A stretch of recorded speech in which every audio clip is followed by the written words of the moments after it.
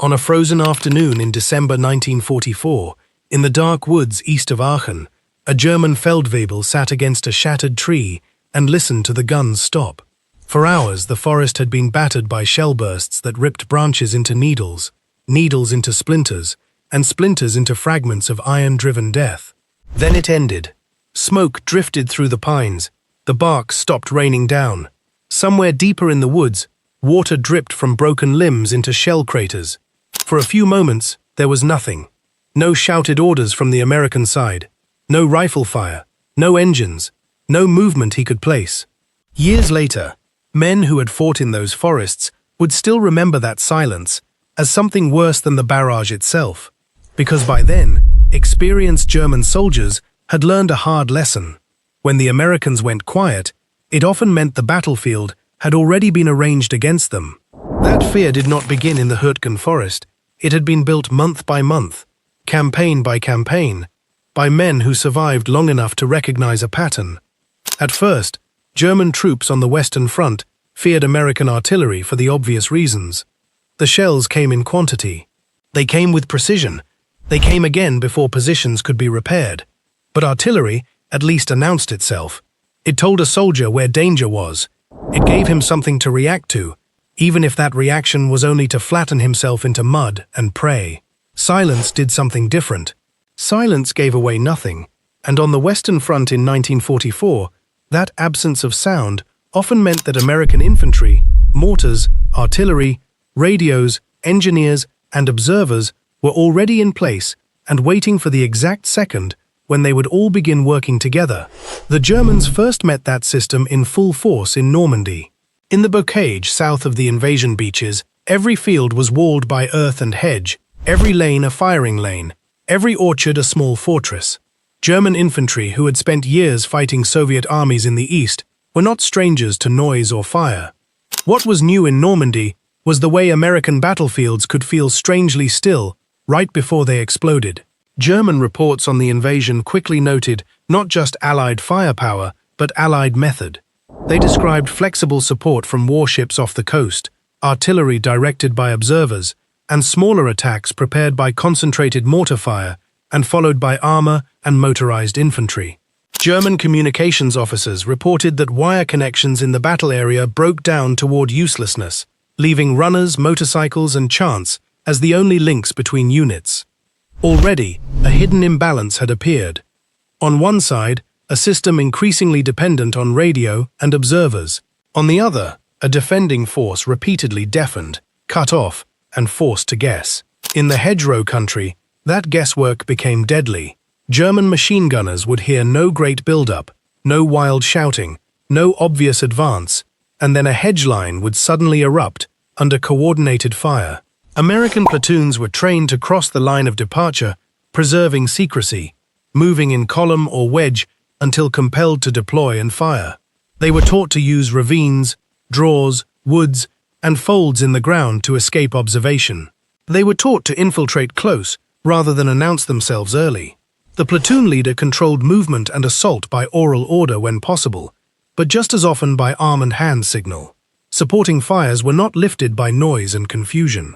They were lifted on a prearranged signal. To a German veteran peering through a hedgerow gap, the first sign of the attack was often not the Americans themselves, but the moment when everything around him came alive at once. That was not improvisation. It was doctrine. American infantry manuals emphasized concealment, controlled fire, and the avoidance of premature disclosure. Riflemen in forward defensive positions were not to open fire until the enemy was within effective range. Supplementary machine gun positions were placed, so the main defense would not be disclosed too early. If concealment had been achieved, units were instructed not to fire at hostile aircraft unless attacked, because even shooting at planes could reveal positions unnecessarily.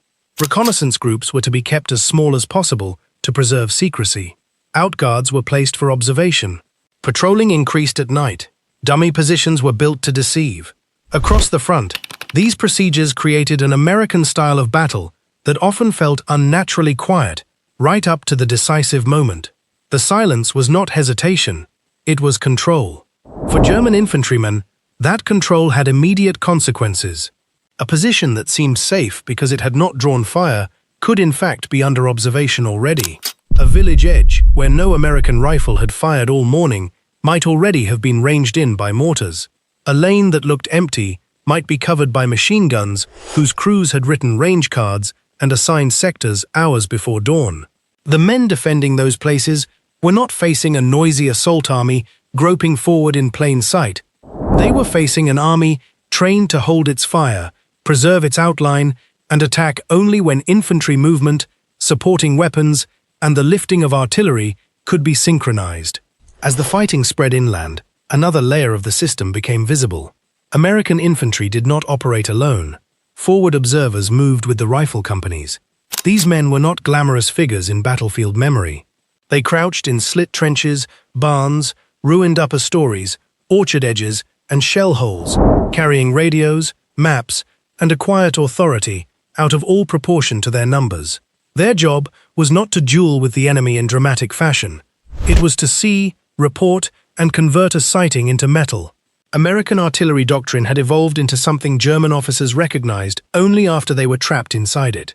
A single observer, if he had line of communication to the fire direction center, could request and receive the fires of all batteries within range of a target.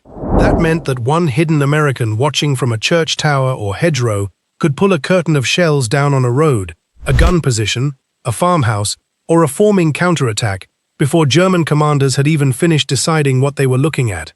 The Germans had good artillery. They had experienced artillerymen. What they did not have by 1944 was an artillery system that could match the American combination of radio communication, centralized fire direction, and logistical depth. Fire direction centers turned observer reports into firing data for multiple batteries. Radio eliminated delays that wire alone could never overcome on a fluid battlefield. By late 1944, American units had refined the ability to mass fires not only on planned targets, but on targets of opportunity.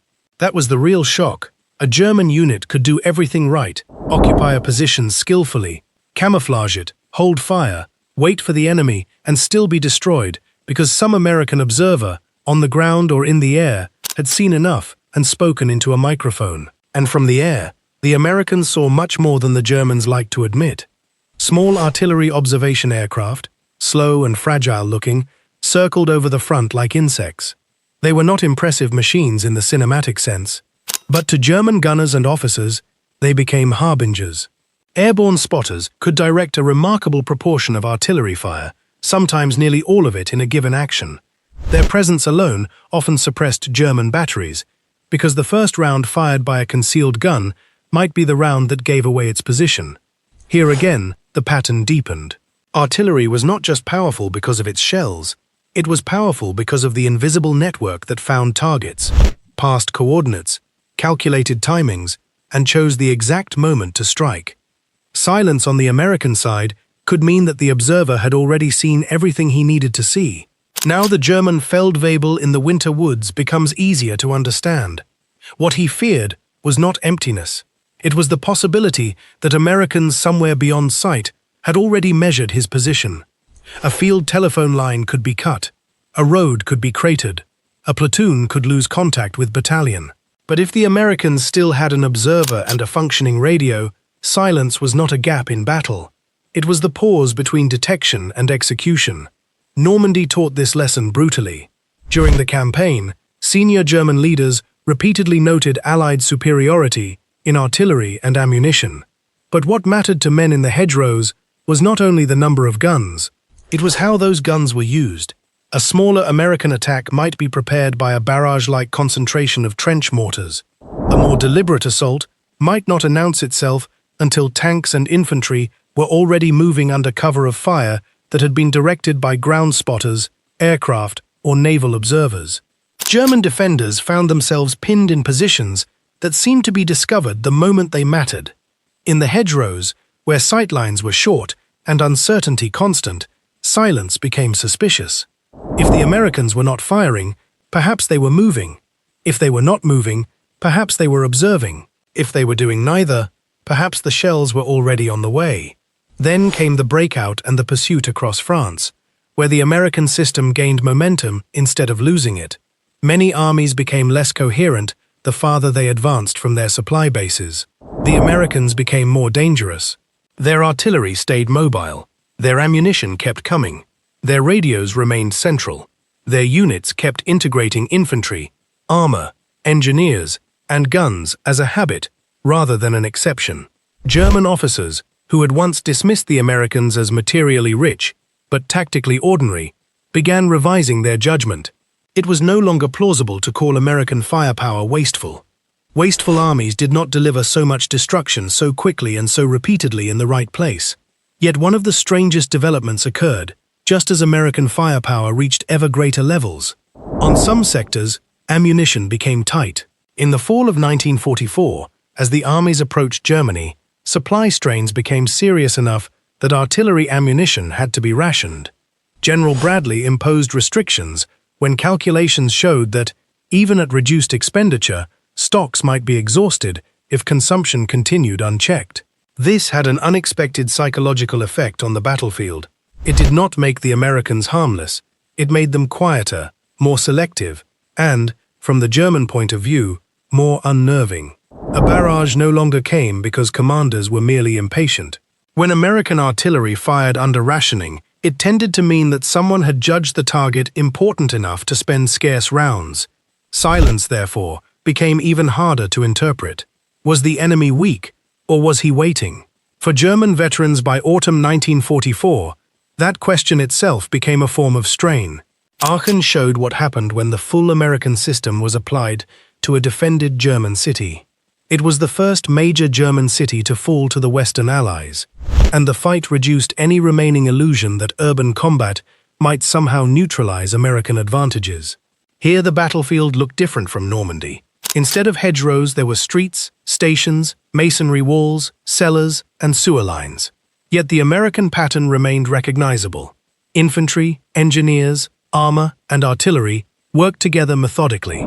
In September, the 1st Infantry Division fired more than 30,000 rounds from 105 and 155 mm howitzers. In October, division and supporting artillery fired 94,842 rounds. That number mattered because it changed the physical grammar of the city. Thick walls stopped ordinary tank fire. So American units adapted. Infantrymen used dynamite, beehive charges, and bazooka rounds to blast mouse holes through adjoining walls so they could move under cover from house to house instead of dying in open streets. Engineers and assault teams treated entire city blocks as tactical problems to be dismantled. For the German defenders, the effect was cumulative. They could hear the city being taken apart, room by room, facade by facade. Positions that would have held against ordinary infantry assaults were reduced by direct fire from self-propelled guns and heavy artillery. The garrison commander, Oberst Gerhard Wilk, eventually surrendered in a state of exhaustion so complete that he later remarked that when Americans started using 155s as sniper weapons, it was time to give up. It was a darkly precise observation. The sentence captured the German discovery that American artillery was not simply a rear area arm. It could be brought close, aimed directly, integrated into street fighting, and used with a flexibility that mocked the old categories between siege gun, field gun, and urban support weapon. North of Aachen, along the Siegfried Line, the same lesson unfolded in concrete. The West Wall had been built to slow any attacker into a frontal grind of pillboxes, wire, anti-tank ditches, and interlocking fires. The Germans who held it trusted not only the fortifications, but the logic behind them. Fixed defenses were supposed to impose delay. Delay was supposed to give the defender time. American combined arms attacked that logic at every level. Beginning in late September 1944, heavy self-propelled 155s pounded German fortifications daily. On the day of attack, artillery shifted to suppress anti-aircraft positions, supporting the air effort. Engineers then threw specially constructed footbridges across the Würm in minutes, so infantry could keep moving instead of piling up under fire on the wrong bank. Self-propelled guns were brought forward to reduce pillboxes directly. Intelligence officers studying the defenses discovered that although the pillboxes were clustered and mutually supporting, the limited traverse of their fields of fire meant that reducing one key position could allow American troops to work around the rest. That sequence is crucial. Silence here did not mean passivity. It meant that reconnaissance had found the weakness, engineers had prepared the crossing means, artillery had already chosen the dangerous guns to suppress, and infantry were waiting for the exact opening. A German defender staring through a pillbox slit might hear little until the attack was already underway, and then discover too late that the obstacle he trusted had been analyzed in detail by an enemy who had no intention of battering every bunker equally. The Americans did not always defeat defenses by overpowering them frontally. Very often they defeated them by discovering the one point where power, mobility and timing could be focused together. For the German Feldwebel in the Winter Forest, this was the larger system hiding behind the quiet. He did not need to know the names of American field manuals or fire direction procedures. He only needed to notice that when the Americans went silent, bridges appeared, guns shifted, and attacks emerged where the defense was weakest. Nowhere did silence become more ominous than in the Hürtgen Forest. The terrain itself seemed designed to distort battle. Sound died under the trees. Visibility collapsed into narrow corridors.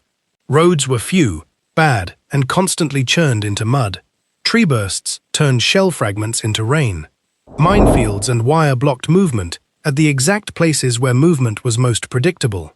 German defenders, many of them seasoned enough to understand the terrain's advantages, believed the forest would strip the Americans of their tempo. In some ways it did. The fighting there was slow, costly, and often tactically grim, but the forest also intensified the psychological power of controlled silence, because it muffled every clue except the one that mattered most. When nothing could be heard, something was probably being prepared. At one point in November, the U.S. 4th Infantry Division entered the Hürtgen under unusually strict security and with remarkably limited intelligence about precise German positions. Even though the division had been strengthened by 4 additional artillery battalions, General Raymond Barton decided against a preliminary artillery preparation. In the conditions of the forest, he judged surprise more promising than bombardment. It was a decision that exposed his troops to terrible obstacles: heavy concertina wire, shoe mines, machine gun fire from concealed positions, and concrete defenses still intact, because no barrage had announced the attack. But for the Germans, that decision contributed to the very reputation that later veterans would remember. The Americans were willing, under the right conditions, to attack without the customary warning. In open country, artillery often heralded assault. In the Hürtgen, sometimes there was only the forest, then sudden fire, then movement through trees, where no movement had been seen a minute before. Night after night, patrols probed the forest for gaps in wire and minefields.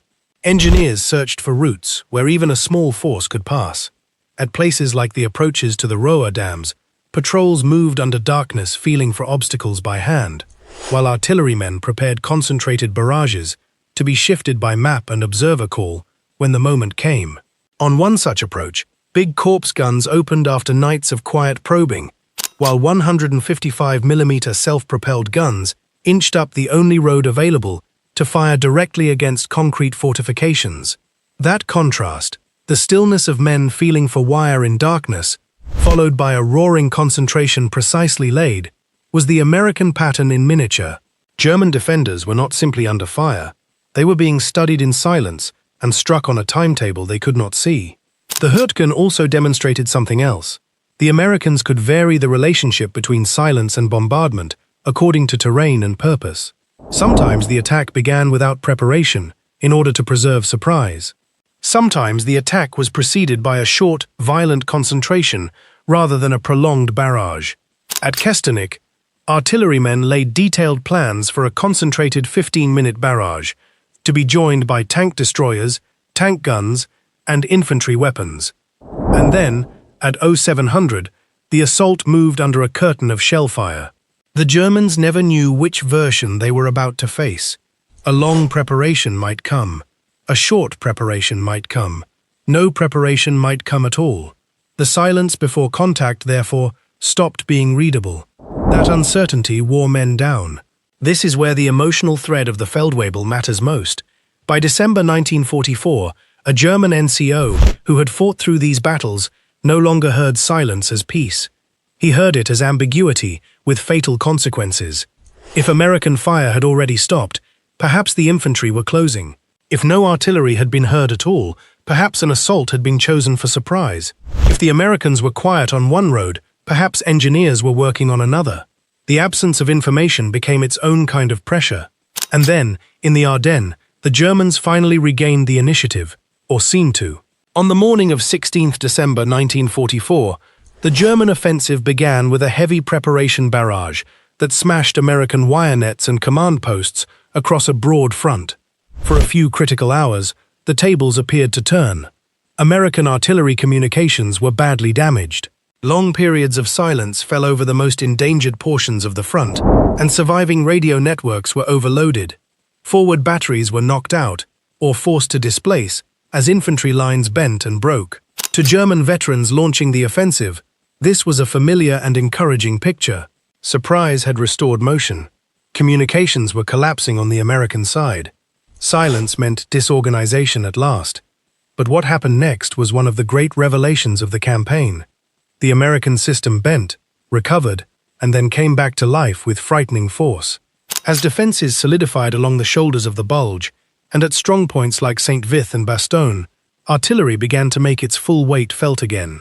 By 23 December, more than 4,000 American artillery pieces had been brought into action, and over the course of the fighting, the Americans would fire roughly 1,255,000 rounds. Those numbers mattered because they reveal not merely abundance, but recovery. A system that could survive surprise, repair communications, improvise with radios and messengers, and then mass that much fire within days, was a system deeper than any opening barrage could break. At Elsenborn, the effect was immediate and physical.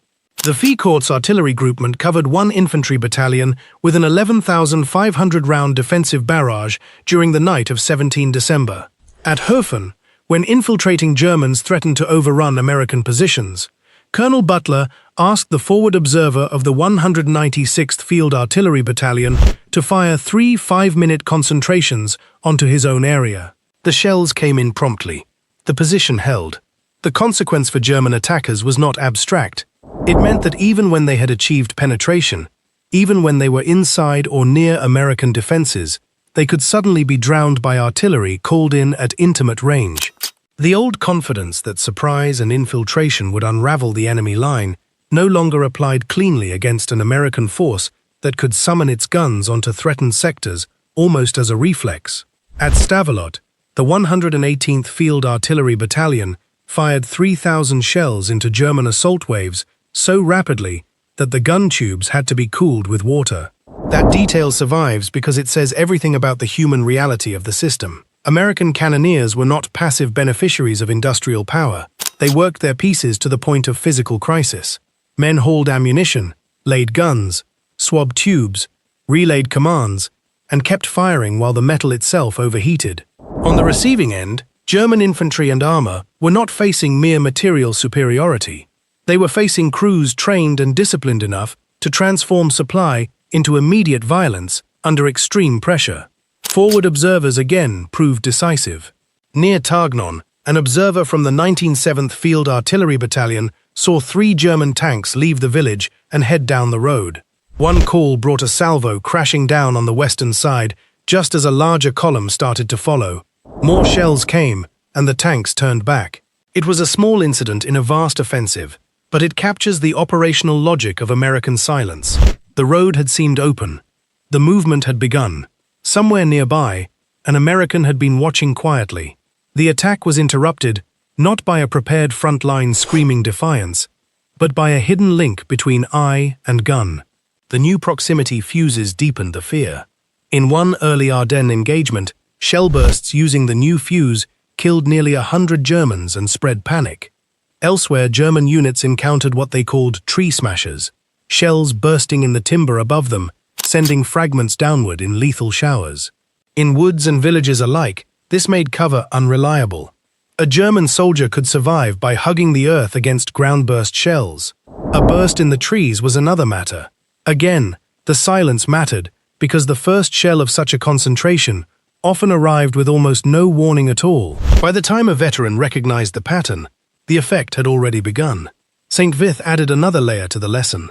The American defense there did not depend on flawless communications. It depended on disciplined commanders operating by intent, using whatever links remained, radio, messenger, liaison officer, to coordinate a flexible defense. Small units could be out of radio contact with higher headquarters for hours and still hold because they understood the larger plan. American artillery around St. Vith fired hundreds of missions, consuming thousands of rounds, while infantry, tanks, and tank destroyers used interior lines to shift against repeated attacks. One officer later summarized the method bluntly: lure the armor in, stop it with massed artillery, then finish it at close range with tanks. That was the system in its most mature form. Silence did not mean that orders were absent. It often meant that subordinate commanders already knew what to do. Now return one more time to the Feldwebel in the woods. If he had taken part in the Ardennes offensive, or simply listened to the reports flowing back from it, he would have learned that American silence could no longer be read, even after a successful surprise attack. The guns might be quiet because the network was broken, or because it was repairing itself. The road might be open, or already under observation. The village ahead might seem merely shelled, or might be the edge of a defensive fire plan, waiting for the Germans to commit one battalion too many. By February 1945, the final meaning of that silence was beginning to emerge. The fighting around the Roa dams and the Roa River crossing linked all the earlier discoveries into one coherent system. In the approaches to the dams, American patrols probed through minefields and barbed wire by night, searching for passages under conditions where noise itself could betray entire battalions. Artillery could be withheld to preserve surprise, or prepared in carefully plotted checkpoint concentrations to be shifted on call from infantry and forward observers as trouble developed. The Germans understood the importance of the dams and had already shown they were willing to use water as a weapon, flooding the Roa Valley and delaying the Allied timetable. But the American answer was not to abandon method. It was to refine it further. Before the actual crossing of the Roa in Operation Grenade, the Americans conducted heavy artillery preparations on 21 and 22 February that were not followed by immediate assaults. German prisoners later reported that these false preparations gave defenders a misleading sense of security. This is one of the clearest answers to the title's mystery. Silence was feared because it had become part of a deliberate pattern of deception. If artillery alone had been the decisive thing, then its roar would have been the most terrifying sound. But by 1945, German veterans had learned that the barrage could be a feint, the quiet could be the real warning, and the schedule of violence no longer followed simple rules. When the real attack came on 23 February, it came before the floodwaters had fully subsided, catching the defenders off guard. At 02:45, Division, Corps, and Army artillery opened a 45-minute preparation. Supporting weapons, including anti-aircraft units firing ground missions, joined in. In 1 hour, 24 anti-aircraft weapons alone fired 272,000 rounds. Engineers of the 309th handled assault boats, while the 171st began bridge construction. Wire communications proved difficult to string across the river and vulnerable to shell fire, forcing improvisation. Yet the operation worked. The point is not merely that the Americans had many guns and many engineers.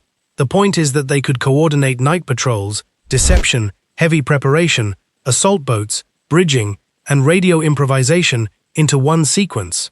To German defenders, many understrength, ill-equipped, or composed of militia and younger boys, the silence before such an attack no longer meant uncertainty. It meant that the preparatory steps had probably already been completed.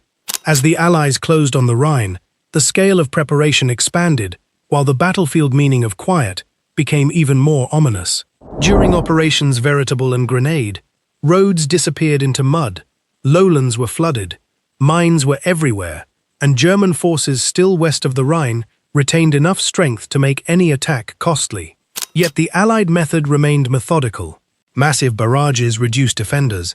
Air attacks such as Operation Clarion restricted the movement of men and supplies into the battle space. Simpson waited, consulted his engineers about the flood, and then crossed while conditions were still difficult enough to preserve surprise.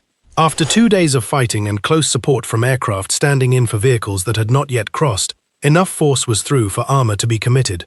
By early March, American and Canadian forces had linked up near Geldern, trapping and collapsing German resistance west of the Rhine.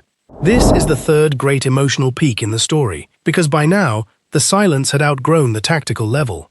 It was no longer only the pause before a platoon assault or a battalion fire mission. It was the quiet of a coalition army preparing an entire operational blow. For a German soldier on the west bank of the Rhine, days might pass with reconnaissance, mud, route maintenance, engineer labor, and occasional fire. Then suddenly the front would open under weight that revealed how much had been assembled behind the curtain. Remagen offered a different but equally devastating version of the same truth. On 7th of March 1945, as fog lifted, American forces approaching the Ludendorff Bridge found it still standing. German engineers had prepared demolitions. Some charges went off, others failed. The bridge rose, settled, and remained intact. Lieutenant Karl Timmermann pushed the assault forward. Sergeant Alexander Drabik became the first American across. Fighting continued around the railroad tunnel and the heights beyond, but the psychological effect was immediate. German defenders had expected the Rhine to function as a delaying line, a last great geographic certainty.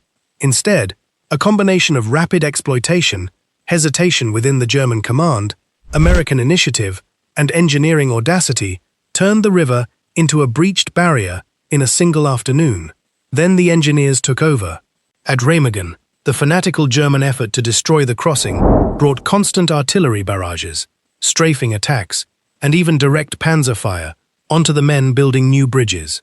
The 291st Engineer Combat Battalion and other engineer units took casualties and equipment losses while struggling to span the river under fire. Yet they completed the first Allied bridge built across the Rhine in under 36 hours. That achievement matters for the meaning of silence because engineer work was one of the least visible but most decisive parts of the American system. A German veteran on the far bank might hear relative quiet at one moment and assume the enemy was stalled. In fact, road crews could be filling craters, bridge units assembling treadways, traffic controllers moving guns, and quartermasters pushing ammunition forward. The visible battlefield might be calm, because the invisible battlefield was functioning perfectly. The spring advance made that invisible battlefield impossible to ignore.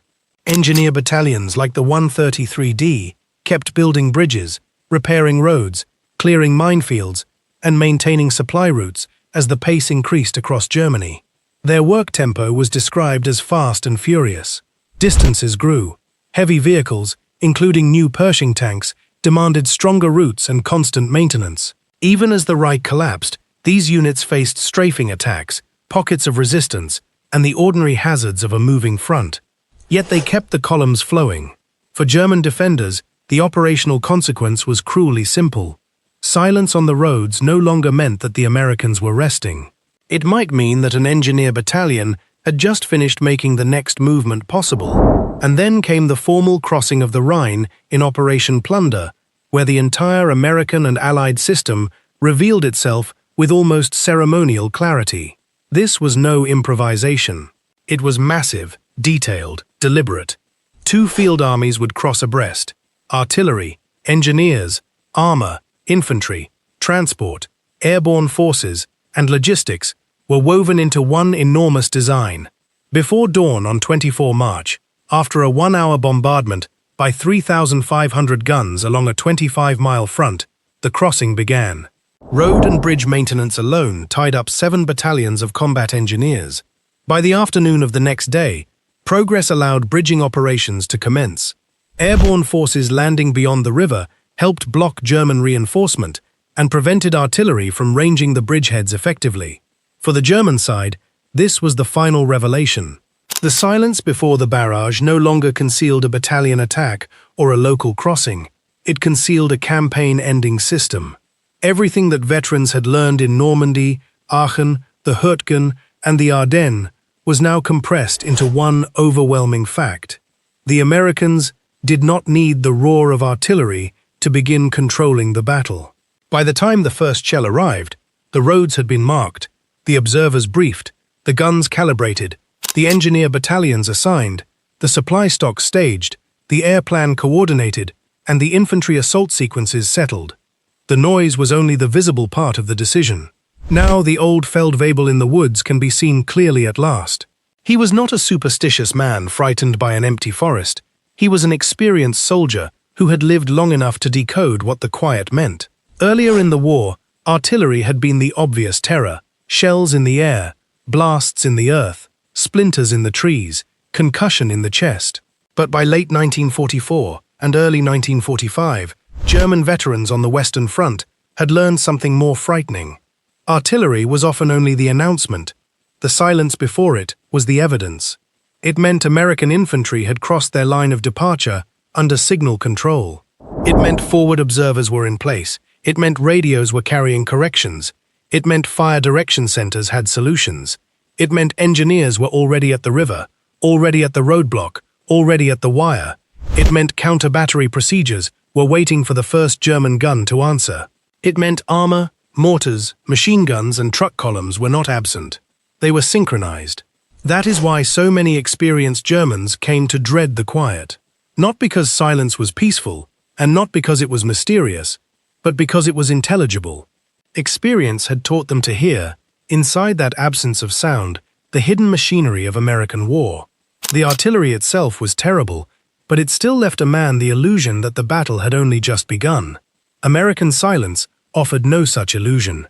It usually meant the battle had already begun somewhere beyond sight, on a map board, in a fire direction center, on a radio net, at an engineer dump, along a concealed assembly route, in the notebook of a forward observer lying still with binoculars.